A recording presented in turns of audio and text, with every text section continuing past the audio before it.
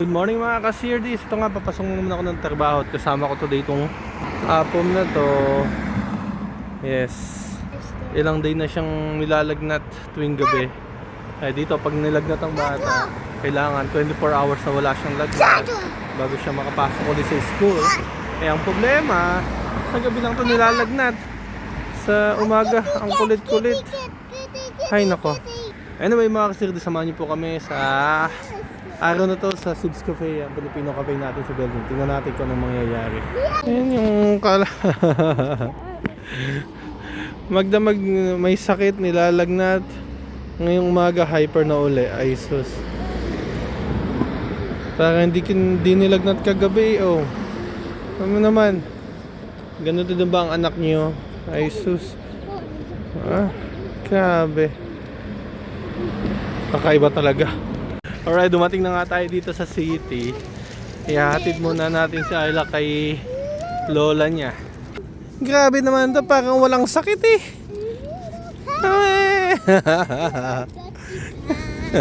Ay naku, kaya hindi nawawala yung lagnat sa gabi. Pag daytime, hyper na hyper yan eh. Ay naku. Alright, padating na tayo dito sa bahay ni lola niya. A few moments later. Atin na natin si kulot kina Oma, kina lola niya. So, punta na tayo ng trabaho. Walking distance na lang mula dito sa bahay nila Mami, yung Sibs. Lakadin na lang natin. Maganda panahon ngayon. Ayos. Sun shining. Maganda din ang temperatura. Sabi mag-11 degrees. So, positive tayo. Sana maging busy today sa Sibs. Nga tayo sa cafe at nag-open na tayo. Pagpasok ko may kliyente na. May magbe-breakfast na ng ating longganisa.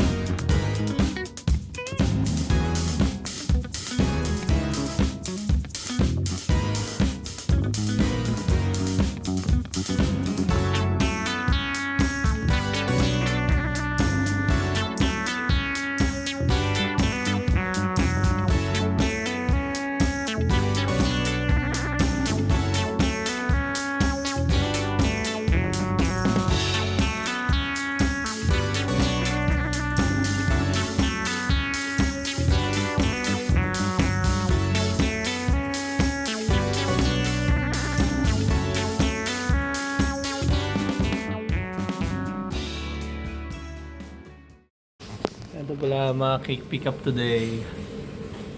Yan.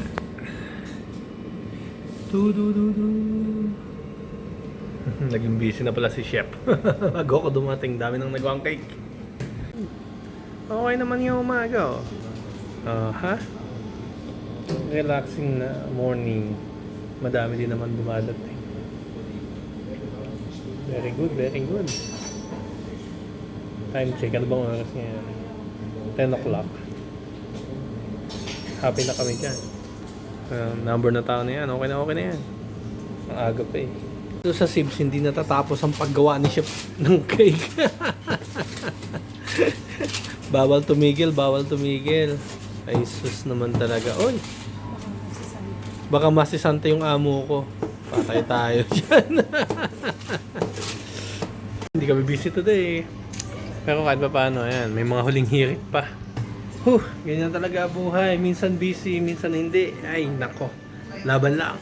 Okay mga ka-CRDs, pauwi na nga tayo. Tulad nga na sinabi ko, hindi masyadong busy today.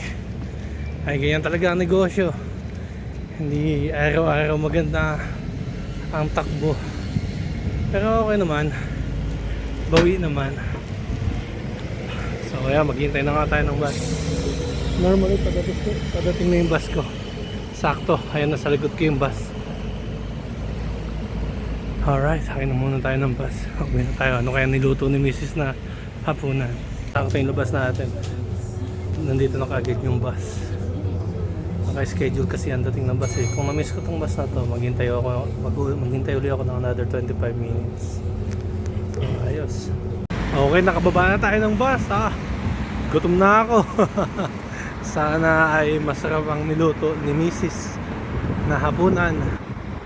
At talaga naman mapapalaban tayo ng kain na ito. Ha! Yeah, yan tayo. Gutom na ako talaga. Family! Hi! Happy naman to mga to. Mabango. Mabango niluluto ni Mami. Ayun, oh. Wow, spearing. Ako na lang pala kakain, kumain na sila. Okay. Ayos, iba talaga pag may asawa. Pag uwi may pagkain na. Okay, hapunan na. Hinandinat lang ko dito. Thank you, Mima. Kain tayo. Ako na lang pala kakain, kumain na sila. Swerte ko talaga sa asawa. Yee!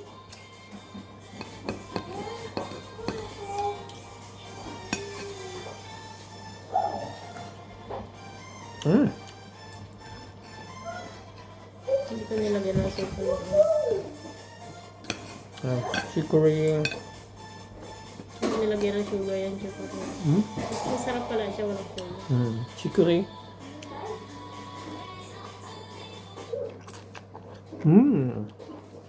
Sarap yun. Pait-pait.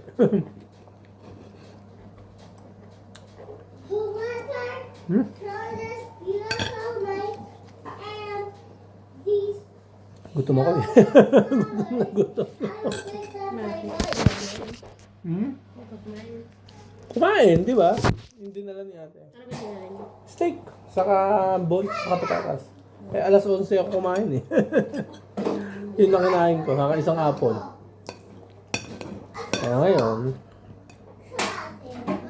nag-craving ng protein. Kain muna ako. Guys, kami ni Mrs. ay walking after dinner.